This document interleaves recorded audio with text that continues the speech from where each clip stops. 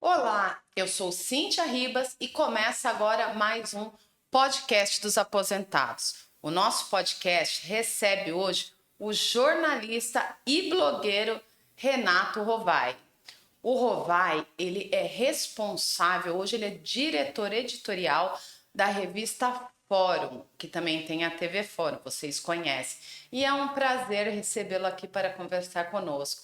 Bom dia, Rovai, tudo bem? Bom dia, Cíntia. Prazer é meu. Muito feliz de poder estar aqui contigo e falando para o maior sindicato dos aposentados do Brasil, talvez o maior da América Latina, muito provavelmente, né?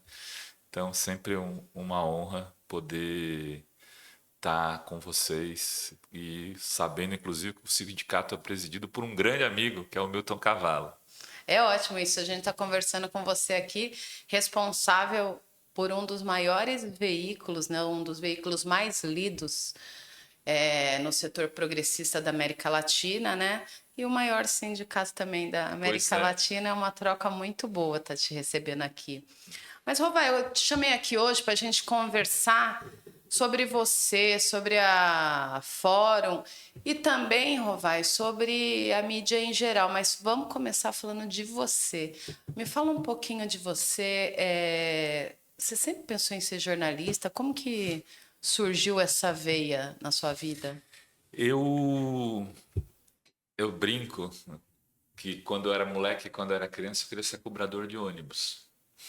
Porque o cobrador recebia o dinheiro e ficava com o dinheiro todo ali das passagens. Eu falava, pô, esse é o Essa cara. é nova para mim. Esse é o cara, eu quero ser igual a ele.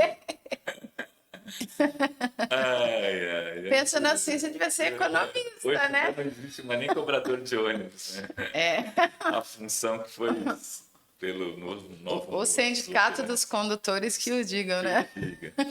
E depois eu comecei. Meus tios tinham uma pequena empresa de antenas coletivas e queriam que eu fosse engenheiro. Então eu falei, então eu vou ser engenheiro. Ser engenheiro. Né? Logo que eu fui para o colegial, já no primeiro colegial, eu decidi que eu queria ser jornalista, um pouco também envolvido ali por aquele começo, tá passando pela fase do fim da ditadura, o começo da democracia, chegando movimentos diretas, um movimento muito pujante, tudo aquilo me influenciou bastante e meu pai lia jornais com muita frequência, todos os dias praticamente, tinha um jornal em casa. E eu comecei a comprar, então, porque gostava muito de futebol, o Jornal Popular da Tarde, o Gazeta Esportiva. Eu, com meu dinheiro, comprava para ler sobre futebol e dava umas olhadinhas no dele. Aí, então, uma decisão que eu tomei com relativa antecedência, não foi na hora do vestibular. Eu já Ah, sabia que queria entendi. ser jornalista, prestei jornalismo, entrei na faculdade do Instituto Metodista, no São Bernardo do Campo, fiz graduação lá e prestei USP. Então fui morar no CRUSP fazendo letras, na USP jornalismo na Metodista. Depois prestei história, saí das letras, continuei na USP, mas não terminei nem história nem letras. Fui fazer mestrado, fiz mestrado na ECA e doutorado na Federal do ABC com o Sérgio Amadeu. Enfim, estou falando da minha trajetória Sim, é acadêmica. isso mesmo. Mas muito jovem, eu já montei a editora, que é a Publisher Brasil, que faz o fórum. Então, a Publisher fez nesse ano de 2000 e vai fazer agora, em 2024, em outubro, 30 anos. Ela nasceu em 94. E a gente lançou para fazer livro, prestar serviço para entidades, para o movimento sindical. E em 2001 eu decido, depois de ter essa experiência já aí de alguns anos com produção editorial, que tinha um espaço para fazer uma revista no segmento progressista, tinha só Caros Amigos e Ah, eu me lembro. e a Carta Capital, que era semanal, era um outro Era conceito, outro perfil, né? A Carta outro Capital. perfil. E eu aproveito a criação do Fórum Social Mundial e faço uma revista para o Fórum. E como que veio essa ideia de surgir a Fórum, de criar a Fórum, assim, qual a necessidade que você sentia? Foi quase. Fiz muito tempo a revista dos bancários. E também vai fazer 30 anos, depois virou Revista do Brasil, depois acabou se encerrando. Mas durou muito tempo. A Revista dos Bancários é uma revista de 120 mil exemplares. Então, eu era o editor da revista, fui um dos criadores, eu era o editor que Eu lembro criou dessa a revista. revista. A gente convidava jornalistas muito importantes para escrever nela, Fernando Gabeira, Luiz Biondi, Gilberto Nascimento, tinham vários jornalistas que escreviam, né? A revista ela ganhou uma importância para fora dos bancários. Eu era convidado o tempo todo para dar palestra, para falar sobre jornalismo sindical e sobre a revista, porque ela era completamente fora da bolha. Sim, tem Ela, uma carência, né, nesse setor, né? e aí a gente fez a Metal Revista também, lá nos Metalúrgicos de Osasco, quando eu conheci Ah, o tá. Cavalo. É, ele vendo a revista dos bancários falou, pô, o cara fez uma revista aqui no sindicato, e a gente fez e durou um bom tempo também a revista lá. E depois dessas revistas, que eu já fazia, acontece o fórum, e um amigo na época, uma amiga, Luciana Bento, Antônio Martins, me procuraram e falaram, olha, por que a gente não faz juntos uma revista no fórum, sobre o fórum? A gente, você tem a editora, edita, tal. Eu falei, vamos fazer. Fizemos despretensiosamente, quase por acaso. Fizemos a primeira edição, vendeu 20 mil exemplares Nossa. sem ir para a banca. Só assim para sindicatos. Os metalúrgicos de Osasco foram um dos sindicatos que apoiou o projeto, comprando uma quantidade de edições da revista. E aí eu falei, pô, tem um mercado aí. Perguntei para eles se eles queriam continuar. Não, não, para a gente tá bom, era só isso. Falei, eu vou continuar com o projeto. E aí lancei o número 1, a número 0 foi lançada em abril de 2001 e a número 1 em 28 de agosto, para rodar nas bancas em setembro de 2001. E aí, depois que a gente lançou a revista, a editora mudou de perfil, passou a ser muito mais dedicada à própria Fórum do que às outras atividades que a gente tinha. E a Fórum foi até quando a revista impressa? Até dezembro de 2013. Em 2013, 2012 eu já achava que não fazia mais sentido ter a revista impressa em papel, mas a gente contava com o apoio dos sindicatos que compravam cotas de exemplares. Então a gente tinha essa amarração. Os sindicatos compravam, o que eu vou entregar se eu não entregar a revista? O apoio deles estava vinculado ao. Depois a gente descobriu, né, como, né, publicando textos, fazendo matérias, muito mais É interessante, verdade. né? Mas na época não sabia muito qual era a solução. E aí continuou, quando vem em junho de 2013, aquela explosão das ruas por conta das redes, a Fórum, é preciso dizer, ela sempre teve no digital. Ela tinha uma presença digital muito forte desde 2001. Mas era equilibrada ou era Mas menor? a internet era menor, né? É, não tinha o O alcance que alcance que tem tinha. hoje. Mas a gente tinha uma newsletter que tinha 50 mil assinantes. Todos do fórum, a gente pegava, coletava assinaturas, tal, as pessoas para receberem um veículo que a gente tem até hoje, que se chama Lado B, que é um resumo das notícias do dia. Ah, A gente mandava uma vez por semana na época, que era difícil mandar, internet de escada, era outro Spam, mundo, né? spam. Então a gente tinha sair e atualizava o site com matérias que iam para fórum durante o mês. Tipo, imaginava, a revista saiu nas bancas dia 1, dia 10 a gente colocava uma matéria, dia 12 outra, dia 15. No final do mês, todas as matérias da fórum estavam no site Ah, é também, muito bom, né? aberto, todo mundo podia ler. Antes esse era o processo, né? Era uma forma de dar. Mas o site não era atualizado que nem hoje. Hoje a gente tem de 70, 80 matérias dia. Eu acompanho. Então, na época, a gente atualizava uma vez por dia, olha lá. E agora você atualiza o site, você tem as redes sociais, que você avisa as pessoas que o site está sendo atualizado. Antes, não, você dependia de uma iniciativa da pessoa e para o site para você poder ter audiência, né? Verdade. Antes era mais passivo. As redes, elas começam ali por... Eu tenho, inclusive, o meu trabalho de doutorado é sobre isso, a história do jornalismo digital no Brasil. É o novo sistema midiático, né? E eu vou te dar um livro Eu depois de quero, eu presente. quero. É muito interessante, né? E eu conto a história das redes e como elas mudam as relações com a leitura de veículos. Agora a gente perdeu muito isso, inclusive com a história do X, né? Que é o ex-Twitter, saindo do Brasil. Saindo não, né? Sendo feito justiça aí as desobediências do maluquinho, menino maluquinho lá do Elon Musk. Mas o Facebook teve uma época, em 2013, por exemplo, tá falando quando a gente para de fazer a fórum, o Face levava centenas, dezenas de milhares de pessoas por mês para o site. Assim, o site bombava, porque punha no Face, as pessoas iam ler. Aí depois ele começa a derrubar o alcance, e hoje se tornou uma coisa muito menor do que já foi. Mas né? só quem paga. É verdade.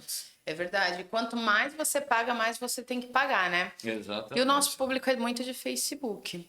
Eu imagino, porque eu até fiz um estudozinho, não sei se o Cavalo te passou aqui do... Passou. Vocês têm bastante Facebook, mas vocês têm outras redes que funcionam bem. Sim, o Instagram. Também. O nosso Facebook e o Instagram, eles são líder dentro do segmento sindical. Então, a repercussão é muito boa.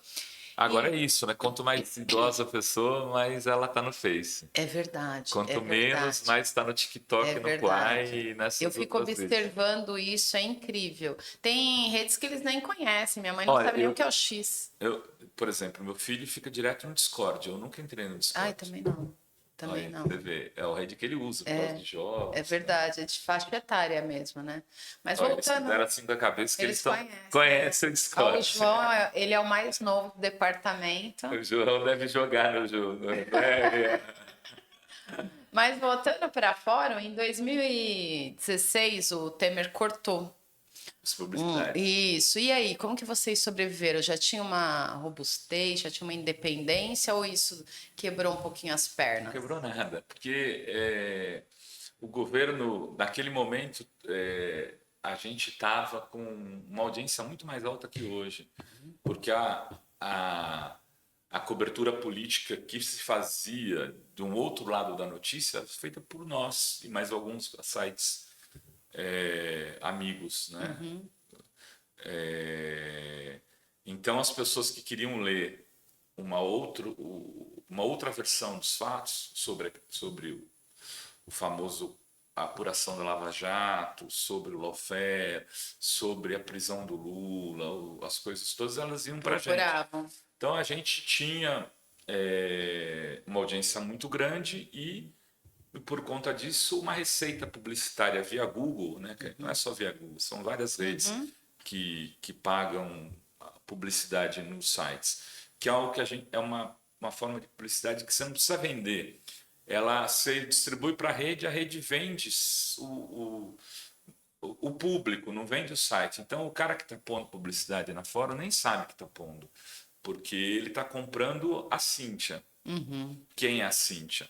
É uma mulher da faixa etária tal, que tem tantos anos de formação educacional, é universitária, gosta de produtos de beleza, pesquisa nas redes. Então eles vão te vender, sei lá, você é leitora da Fórum também. Você está na Fórum, quando você entra, eles vão te vender roupa de ginástica, porque você pesquisa já traçam o perfil. E isso fez com que a gente tivesse uma receita suficiente para atravessar aqueles 6 anos com tranquilidade. Eu sempre digo, quem achava que a gente dependia do governo para existir, quebrou as pernas. Porque também quando é oposição, é mais fácil ter audiência. É melhor falar mal, ganhar mais audiência falando mal dos outros do que tem liberdade. Situação não tem liberdade. Com o Bolsonaro, a gente atravessou esse período também numa boa. E agora a gente voltou para... Porque é justo que a gente receba publicidade. Cíntia, por que claro, total. a Record pode receber? Por que a CNN pode receber e a Fórum e a Carta Capital não? Claro, claro. Não faz sentido. É um veículo porque a de Veja recebe a comunicação. Fórum não. E outra, nós somos uma empresa jornalística. Hoje nós temos 30 pessoas que vivem da Fórum, direta ou diretamente, né, que tem relação de trabalho com a Fórum. Ou prestador de serviço ou contratado. Fora outros que a gente contrata com eventualidade, mas esses são mensalistas, vamos dizer assim. Frilas, assim, digamos. Não, tem registrados, metade disso é registrado, uma parte, como trabalha 1, 2 horas por dia, 3 horas, é PJ. Mas a gente faz questão de registrar aqueles trabalhadores que têm 8 horas por dia de jornada, 6 horas por dia. Aí tem uma galera que é PJ porque trabalha no YouTube, por exemplo. Então faz um programa de 1 hora. Vou registrar alguém que trabalha 1 hora, uma vez por semana. Tá certo, mas de qualquer forma tá gerando emprego, né, Robai? É isso. É isso. Então, 30 pessoas trabalhando, temos uma audiência consolidada, somos dos sites mais lidos. A TV Fórum hoje é um dos espaços com maior audiência também no campo progressista e noticioso em geral. Veja, a gente faz 12 horas de programação por dia, ao vivo. 12 horas ao vivo, todos os dias, fora as matérias, fora as produções que são cortes, reprises e programas que não estão na grade, que às vezes a gente faz retransmissão. 12 horas por dia, temos 800 mil praticamente inscritos na TV Fórum, uma audiência que ultrapassa normalmente os 10 milhões de page views por mês. Quer dizer, não é mais um sitezinho, nem a site da Fórum, nem a TV Fórum. E a gente fala progressista, mas é só pela orientação política mesmo, né? Porque mas é uma mídia, não é uma mídia tradicional. Total, é referência nesse campo, né? Perdão, te interrompi. Imagina, pode falar. Não, porque eu queria dizer que a gente não... Por que a gente não fala mais alternativa, você tinha me perguntado? Isso. Porque entrou a extrema-direita se reivindicando como mídia alternativa, alt-right americano. Aí você fica naquela, vou ficar disputando. Eu já não gostava do nome alternativo, eu sempre me tratei a Fórum como uma mídia independente. Eu penso em independente. Independente e progressista. Por quê? Nós não temos relação de dependência com o mercado, com o grande capital. A sua independência em relação a quem? Ao grande capital. Sim. Que é o principal problema da sociedade brasileira. Não é um governo X, um governo Y. Está tudo ligado ao mercado financeiro em geral no Brasil. A mídia hoje brasileira, ela é do mercado financeiro. Ele que paga, muitas vezes ele é dono diretamente, ele é que comanda essas mídias. Nós não somos isso. Então somos independentes disso. E progressistas porque temos sim uma orientação ligados aos trabalhadores, aos sindicatos, às ONGs de meio ambiente, à luta por justiça social, às entidades que defendem as mulheres, as crianças, os negros. Então, eu não vou dizer que não sou isso. A gente nasceu no Fórum Social Mundial que tinha compromisso com isso, com a diversidade, com a defesa do planeta. É muito caro para a gente, então eu não vou ficar aqui. Tem um caso lá como o da Vale do Rio Doce, né? Destrói um pedaço territorial imenso em Minas Gerais, por causa do Brumadinho. Eu vou defender a Vale ou os afetados? Vítimas, né? A Fórum vai defender os afetados. Está no DNA, né? É isso. Tá certíssimo. E você está me falando da Fórum, da ideologia. Eu sei que ela participou de várias coberturas de episódios muito importantes e marcantes para o país, para a América Latina. Mas e você? Qual que você me fala foi o mais marcante para você? Isso, quando vem na sua memória, assim. Puta, eu fiz muita coisa pela fora. Por exemplo, em 2001, quando teve o golpe de Estado contra o Chávez na Venezuela, eu fui para a Venezuela, peguei um avião, fui para lá, fui cobrir. Então, peguei aquele negócio fervilhando ainda, o Chaves meio que voltando ao poder, saindo da prisão. Então, depois eu fiz várias coberturas na Venezuela que tinha um outro perfil do que tem hoje. Hoje eu sou muito crítico aos muitas dos encaminhamentos do Maduro. Também acho que não é uma questão que possa ser lida apenas por essa ótica. O Maduro é um grande FDP, não. Tem ali um problema de Tem bloqueio dos americanos, eles uma coisa fazem isso o tempo complexa. todo no mundo inteiro, essa intervenção como polícias do mundo. Então é muito, muito rude a forma como isso acaba, inclusive, construindo governos autoritários, ao invés de libertar democraticamente, ao Sim. contrário, Agrava, né? agrava. A entrevista que eu fiz com o Lula na prisão foi Nossa, ter essa. chegado lá, ter visto um ex-presidente da República preso, passado por todas as revistas. Teve foi um momento especial para mim, porque o Lula, quando eu chego, meu filho estava fazendo um tratamento de leucemia e o Lula me vê, a primeira coisa que ele vem, me pega na mão e vem perguntar do Luca, e ele lá sofrendo com quase 500 dias de prisão. Então Preocupante. aquilo sempre vai estar na minha memória. A cobertura de todas as eleições presidenciais, a primeira vitória do Lula em 2002, foi uma cobertura que a gente fez com muita intensidade, como também fez a da Dilma em 2010. A da Dilma em 2010, pela primeira vez, teve uma transmissão de YouTube, não era nem YouTube, a gente já usava um programa chamado o streaming, porque no YouTube não transmitia ao vivo ainda. Então a gente usava o streaming para fazer a transmissão ao vivo.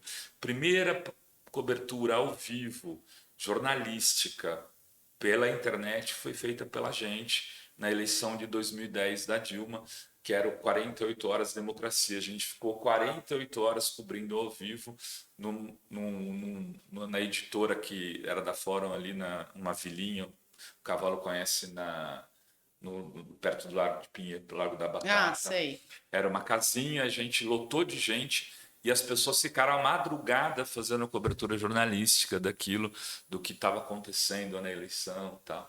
Então, tem vários episódios. A Fórum foi cobrir, não fui eu, foi outro repórter, foi entrevistar o Arafat. Foi uma das últimas entrevistas feitas com o Arafat vivo. Foi uma ida que o Jamil, que era deputado Eu estadual, lembro, Jamil Jamil Murad, Murad, do isso, PCdoB. organizou, e levou o Anselmo Massad, nosso repórter, que tinha mais informações sobre a Palestina na época. Eu escalei ele para ir, e ele fez uma das últimas entrevistas publicadas no mundo com o Arafat. É muita Foi história, pela né? Fórum. Aí tem histórias, todas as coberturas do Fórum Social Mundial. Por exemplo, ter ido à Índia e ficar 40 dias na Índia, correndo o país antes do fórum começar, contando o que era a Índia para os eleitores daqui. Então, pois quase todo mundo que foi do Brasil para a Índia tinha lido as matérias da Fórum antes, vinha Ah, é muito conversar. legal isso, né? Então, Porque às vezes você não esteve no episódio, na cobertura, mas foi muito marcante para o veículo mesmo, né? Para a fórum. Fórum tem histórias assim. Cada jornalista que passou pela Fórum tem muitas histórias para contar, não tenho dúvida. Por exemplo, estava te dizendo agora, acabei de voltar da China, isso foi por causa da Fórum, né? Tive lá 12 dias conhecendo um país que vai ser o grande protagonista desse século. A China é o país do futuro. Acabou os Estados Unidos. É coisa de 20, 30 anos. É impressionante. O país com seus problemas sociais resolvidos. Você não vê. Eu tive na Europa em julho do ano passado. Fazia um tempo que eu não ia para a Europa, uns 6 anos. A Europa está com problemas sociais evidentes. Assim, você anda por Paris, você vai pela Barcelona, você vai, enfim, nas grandes cidades que a gente teve, e você vai vendo assim, muitos vendedores ambulantes, muita gente pedindo. Já a Europa Isso está vivo. Até pela questão da imigração. Então, você vai na China, não tem mais isso. Na Europa tem até questão de moradia, né? Nos Problema de Estados Unidos moradia, pessoas também. morando em carro, né? E na China, você está com problemas sociais. Eles tiraram, nos últimos 40 anos, 800 milhões de pessoas da pobreza. Assim. Olha que loucura. Só que isso é um lado. O outro, assim, as cidades arborizadas. Aquela imagem que você tinha da China com as pessoas de máscara, esquece. A máscara só no Covid eles usaram, mas fora por poluição, não existe mais. A poluição foi derrotada. Em 10 anos, os caras meteram um trem na China inteira em carro elétrico. Você anda pelas ruas, não tem barulho de carro. Os carros todos elétricos, motinha, tudo elétrica, substituindo as bicicletas. Então, eles motinhas, eu não apurei, mas um amigo meu, jornalista que estava com a gente na delegação, falou que custam R$ 500 uma motinha daquela elétrica. Nossa. Então, imagina, todo mundo tem. É acessível, né? Eles governam de forma muito inteligente, né? É um outro tipo de democracia. Eu falo, a China é uma ditadura? Não. A China é um outro tipo de democracia. É uma democracia com um partido forte, tem 95 milhões de filiados e que controla de alguma forma o poder no país depois de uma revolução.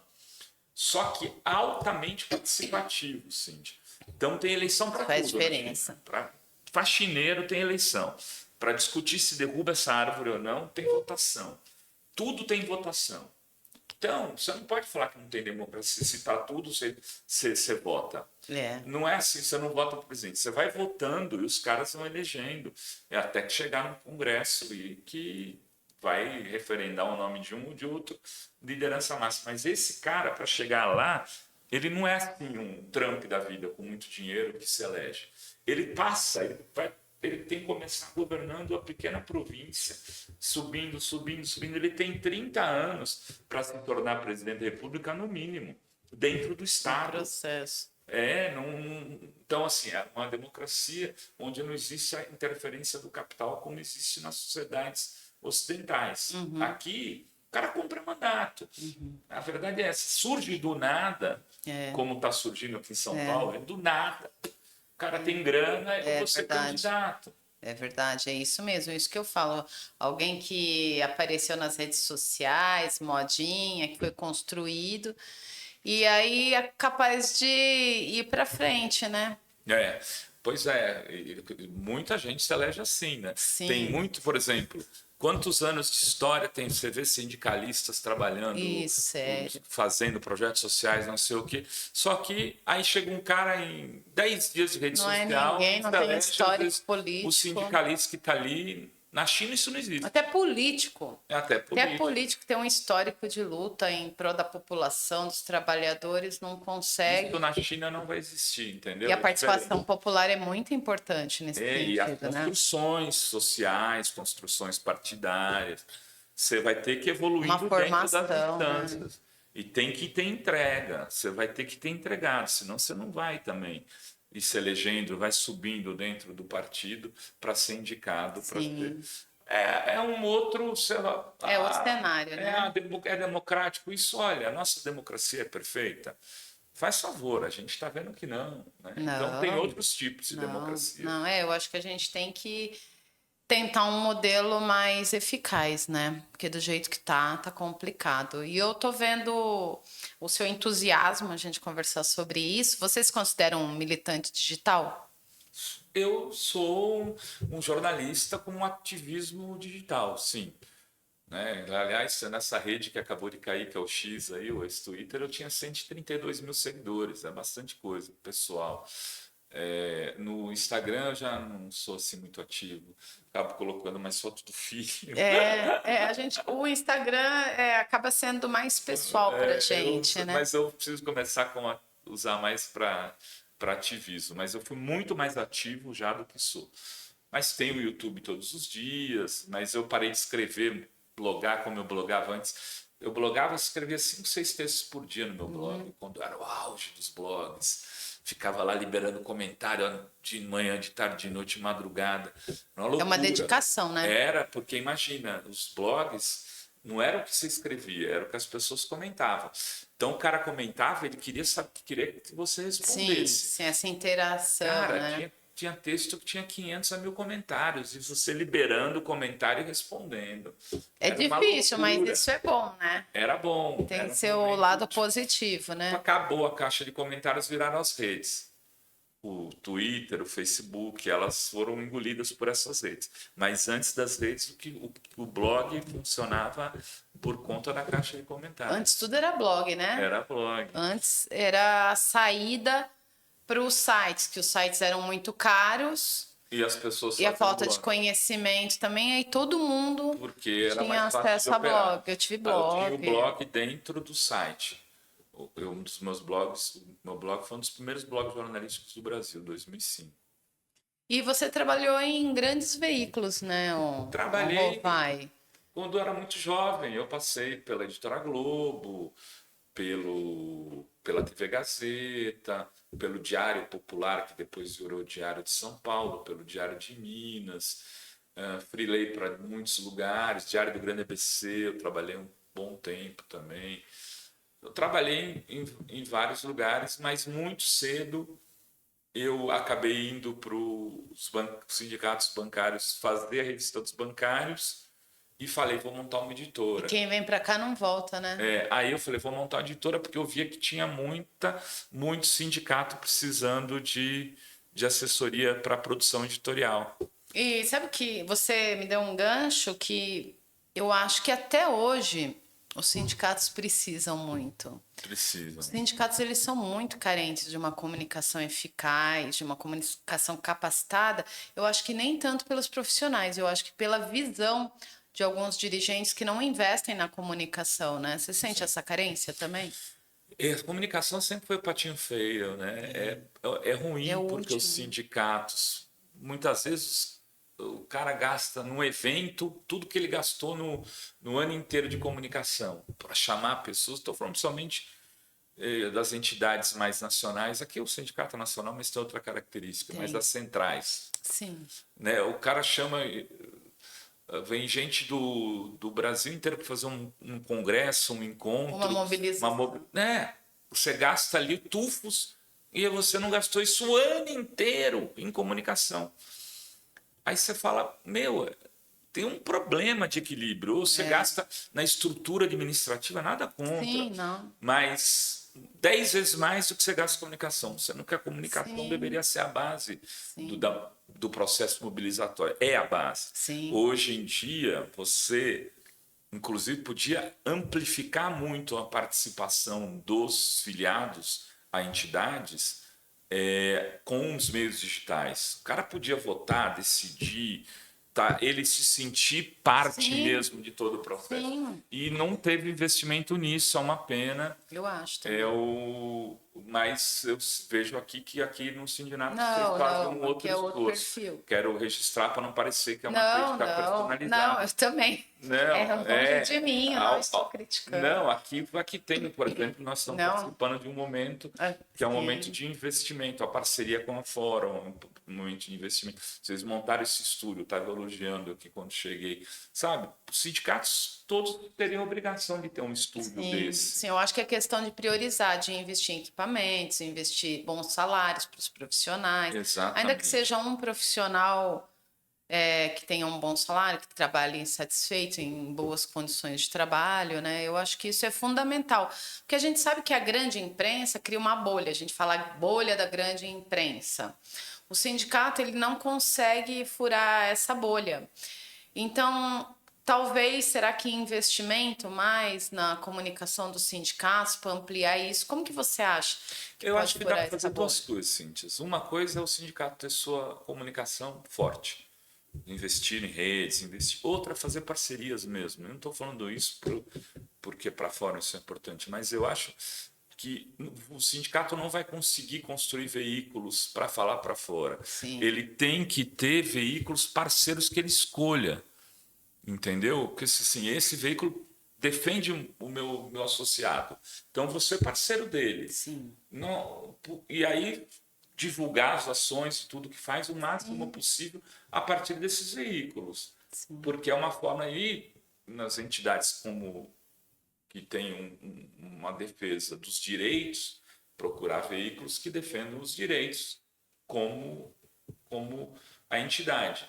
E fazer disso, aumentando o alcance do veículo, ele está aumentando o alcance da sua mensagem Isso mesmo. também. É isso mesmo. Acho que é atrelado, né? Investimento na comunicação e essa questão das parcerias, né? Cíntia, muitas vezes os sindicatos fazem publicidade na Globo, nada pessoal Nada contra o Roberto contra, Marinho, né? contra a família Marinho, mas convenhamos, o cara gasta põe um anúncio antes do Fantástico, aquilo daria para fazer um mundo de coisas. Aí o cara vê uma vez, você sabe que comunicação é repetição. O cara viu aquilo lá, e aí? Não fica nada. Com aquele dinheiro, ele montaria um estúdio como esse, contrataria funcionários e colocaria a gente aqui para trabalhar um ano. Verdade. Eu fico assustado. Agora pararam um pouco, porque está com menos dinheiro, né? Mas uma época que era muito comum. Sim. Página inteira em jornal, na Folha, no Estado. Para quê? Jogar dinheiro fora. Os caras vão falar mal 10 páginas, você vai ter uma, tudo bem. É verdade. Às vezes até passa batido, né? Porque... E aí, inclusive, tinha um grupo, não vou aqui citar, muito de esquerda, tal, nos sindicatos, que era oposição sempre em tudo, e toda vez em assembleia que eu via, esse grupo estava defendendo colocar anúncio publicitário na Globo, na Folha. Velho, você é de esquerda assim? Não dá mesmo. Inclusive, eu estava comentando com você, a gente tem umas redes sociais, a gente tem redes sociais muito fortes dentro do segmento. E para você que é associado, acesse as nossas redes sociais. Lá você vai encontrar serviços, benefícios, endereço das nossas sedes, sempre informações muito fresquinhas para você, todo dia atualizado. Nosso YouTube conta com uma programação 24 horas, com toda a nossa programação, nosso podcast, os quadros que o podcast possui, palestras. Entre no nosso YouTube, TV Aposentado e confira. E agora fique com mais um comercial do Sindinap para você.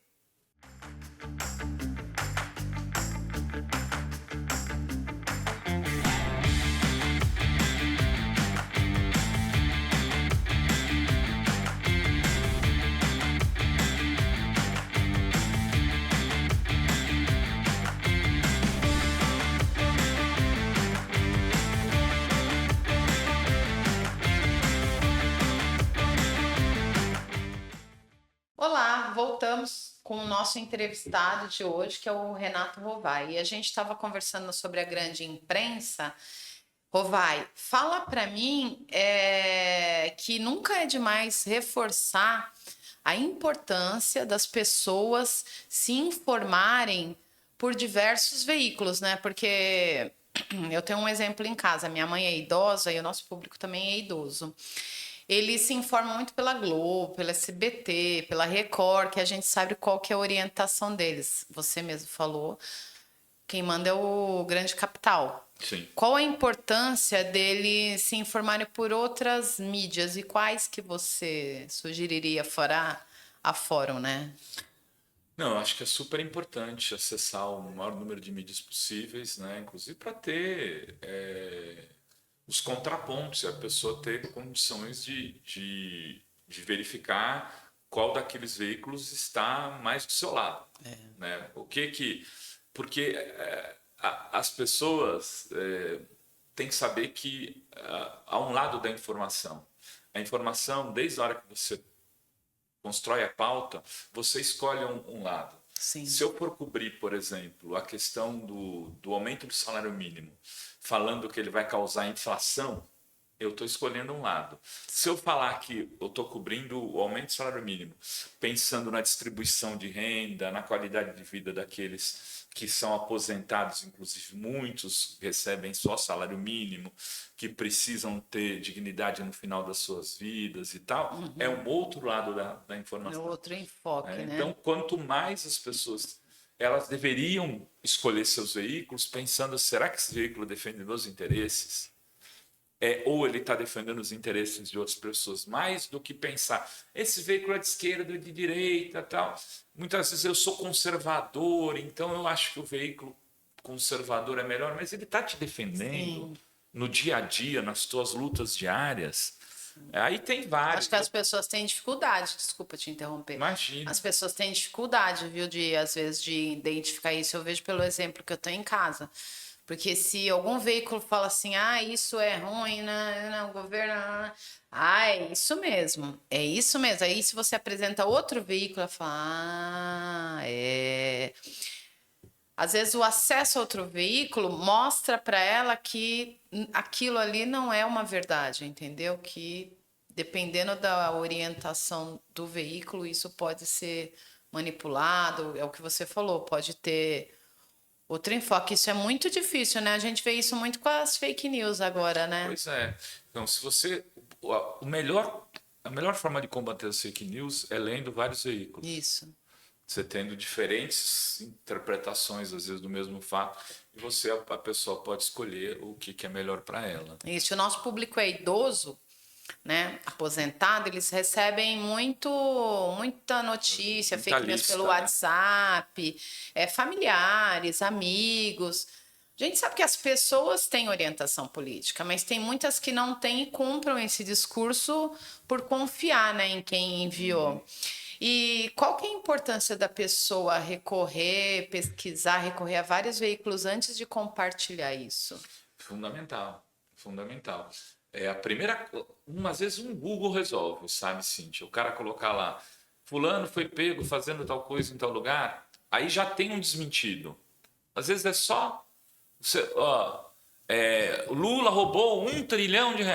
Coloca no Google, já vai, não tem. Olha o tamanho, 1 trilhão. Tem um sujeito aí, candidato, falando isso. O tempo todo, repetindo isso. O Lula foi condenado por causa de um apartamento no Guarujá, que depois não se comprovou ser dele. E soou por conta, e das condenações que depois foram todas desqualificadas. E a condenação do sítio, de um sítio emprestado que ele utilizava de vez em quando, que diziam que tinha sido dado por um esquema, mas na verdade o sítio depois foi vendido e o cara que era dono ficou com dinheiro. Acabou.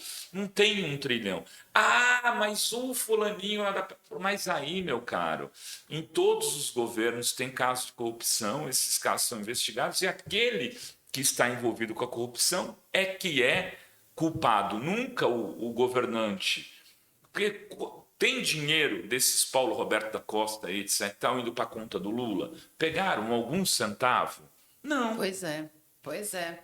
E eu acho que agora, nesse período pré-eleição, que está se aproximando as eleições, é fundamental as pessoas não compartilharem antes de verificar, porque vai influenciar de uma forma muito grande, assim, importante. Vai ser muito importante a pessoa verificar antes de comprar esse discurso, né?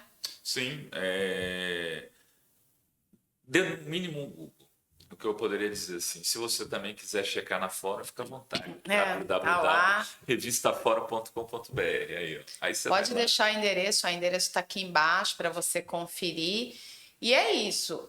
Quando você receber uma notícia em grupos da família, grupos de amigos, não compartilhe sem antes verificar. É o que o Rovai falou, dá um Google, procura, porque quem divulga, quem compartilha também é culpado em espalhar essas fake news, né, Rovai? Exato.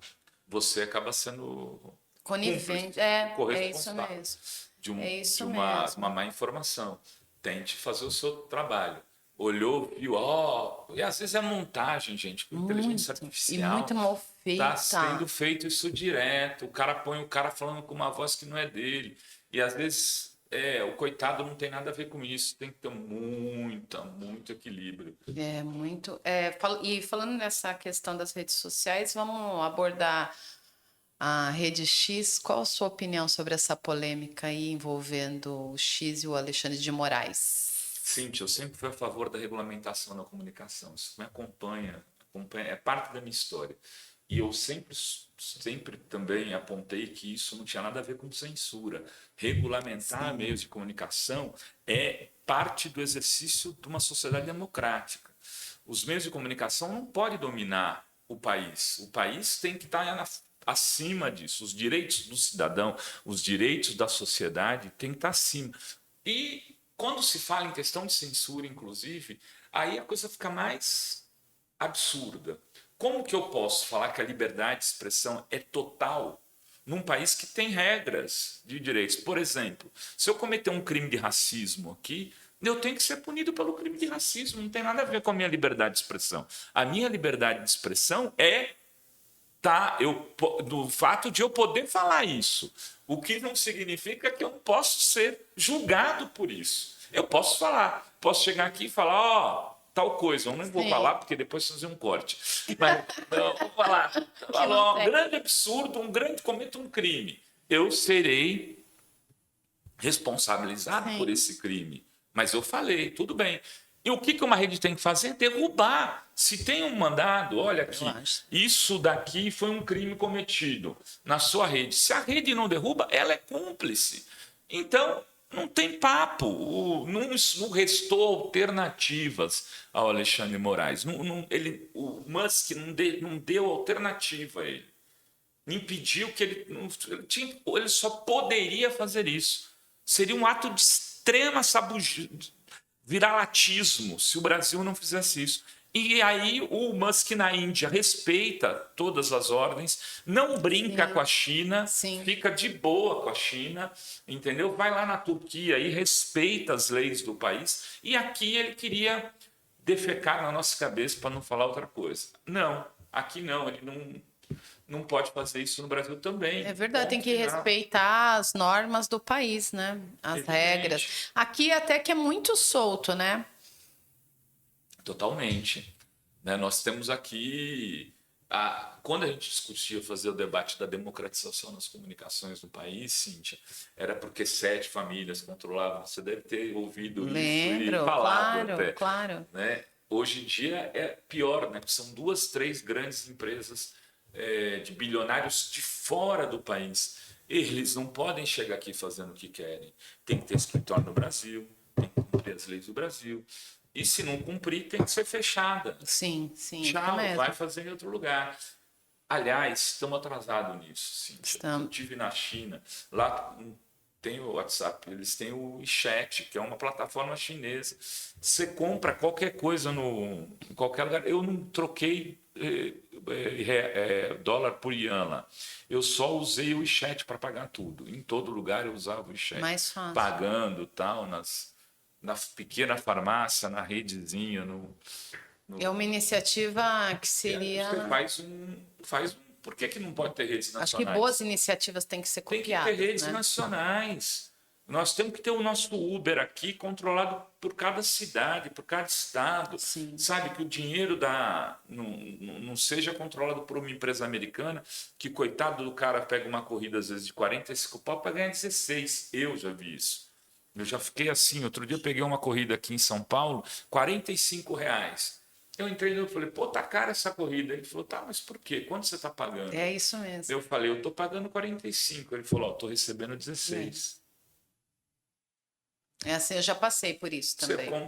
Você monta uma rede do município, do estado, pública, o cara paga um imposto ali 10%, 8%, acabou, o resto é dele. Não é muito melhor para o passageiro? Mas por que não dá para montar? É caro, é difícil. É nada, velho. Isso daí você monta. Se tivesse espírito público, a gente estaria disputando, tendo redes nacionais que poderiam rodar em países de língua portuguesa, ou não. O WeChat, lá, por exemplo, você pede você pede no Alipay, na verdade, o Didi, que é um Uber local. Você escreve em português, ele traduz para o chinês. O cara escreve no chinês, ele vem para o português. Então, bem pensado, qualquer língua, tem 500 línguas com inteligência artificial. Então, qualquer turista pode pegar aquilo ali, sair, não tem problema. O Uber não é assim. O Uber ainda não é assim. Não. E o Alipay já é assim. com o Didi, que é o Uber local. Eles trabalham de forma muito inteligente, né? Eles mas- pensam de forma muito inteligente, né? De forma muito integrada. Eles usam a inteligência artificial a Benefício, favor isso. É o que está faltando favor da aqui, né? democracia. Aqui a gente está engatinhando. E você falou em democracia, você participou ativamente desse debate sobre a democratização da comunicação, né?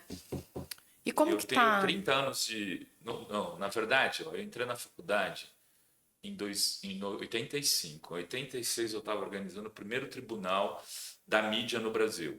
Que quem ia apresentar, quem ia ser um dos apresentadores, na hora H, a Globo não deixou ele ir, veja só, hein, era o Grande Otelo. Então a gente fez o primeiro tribunal na mídia.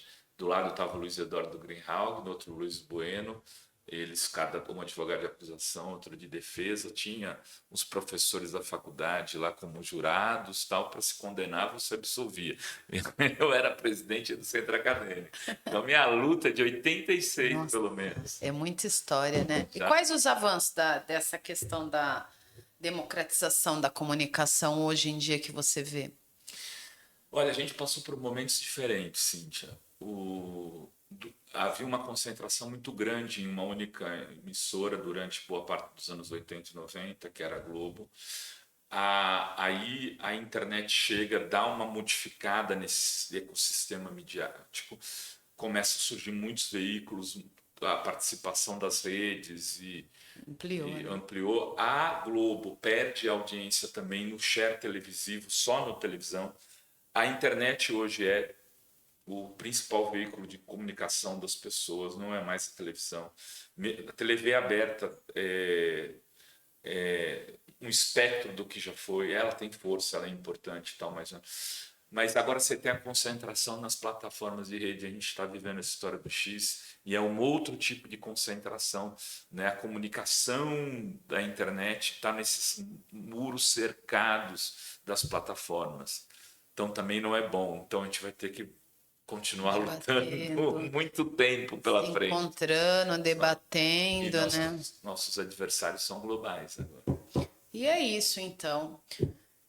A gente já está encerrando por aqui. Eu conversei hoje com Renato Rovai, esse jornalista reconhecido que eu tive o prazer de bater esse papo, ter essa conversa para apresentar para vocês a importância da pessoa também saber se informar, né, Rovai? Saber por onde se informar. Quer deixar um recado a quem está nos assistindo sobre esse tema? Convidar a pessoa para acessar a fórum, acompanhar a programação de vocês? Olha, então, eu estou todos os dias, das 11 às 13, na TV Fórum, fazendo Fórum 11h30. O nome é Fórum 11h30, mas começa às 11. Diferente dos programas do jogo, que era às 11 e começava à meia-noite, o nosso é Fórum 11h30 e começa às 11 da manhã. Todos os dias com entrevistados, análises, notícias diárias. Então, é só jogar TV Fórum lá no YouTube, você vai chegar, inscreva-se no canal e é um prazer poder estar conversando com você todos os dias ali ou no site, no www.revistaforum.com.br, que a gente atualiza com 70, 80 matérias dias. Então tem matéria de tudo, de todos os temas, não é só política, tem cultura, tem meio ambiente, tem questões relacionadas a matérias na linha da super interessante, tem uma variedade de notícias que podem interessar a você que é aposentado também, porque tem matérias sobre questões de aposentadoria. É ótimo. Foi um prazer te receber, Rovai. Muito obrigada por você ter nos visitado. Espero recebê-lo outras vezes aqui no nosso estúdio para conversar. Obrigada. E para você que é associado, tá aqui embaixo o endereço da Fórum para você acessar e conhecer todo o trabalho. Se não conhece ainda, o que eu acho muito difícil, que todo mundo conhece a Fórum e o Rovai, um dos veículos progressistas mais lidos da América Latina. E você não é associado do Sindinap, está perdendo tempo. Entre em contato conosco e faça sua associação. Entre aqui nas nossas redes sociais, se informe sobre serviços, benefícios. Nós temos 3 programas para oferecer para você. Tem o Viver Melhor, o Viver Mais Saúde e o Viver Saúde. Não perca tempo, entre em contato conosco e acompanhe nosso podcast. Cada semana um convidado diferente para trazer informação e entretenimento para você. Por hoje é só, eu fico por aqui. Até semana que vem. Tchau, tchau. Tchau.